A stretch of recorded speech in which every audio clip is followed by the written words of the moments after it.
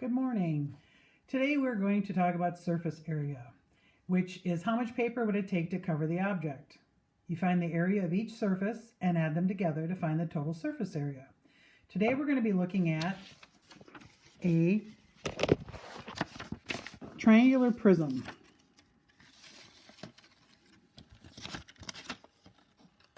Okay, triangular prism means it's got triangles on both ends and it's got squares or rectangles on the inside.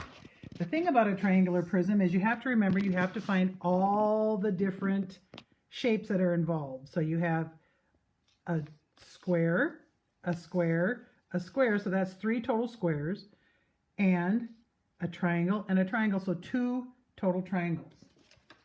So when we look at our triangular prism, you want to open up the shape to make a net, which is what I did here. All I did was take my shape, open it up, and you count the sides. Notice the similarities. You have 2 triangles, 1, 2, and 3 squares, 1, 2, 3. The area of a square, remember, is base times height. The area of a triangle is 1/2 base times height, or base times height divided by 2.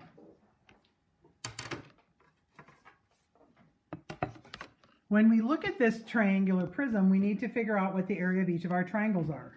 Okay, we have a triangle 1 and a triangle 2.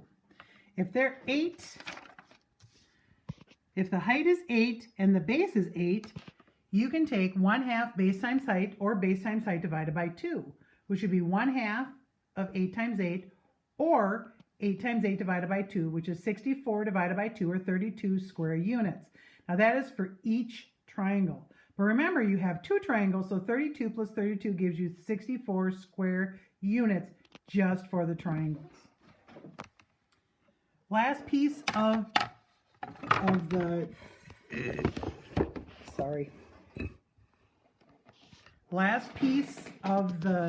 triangular prism is that you've got the area of a square or rectangle. Remember, that's base times height.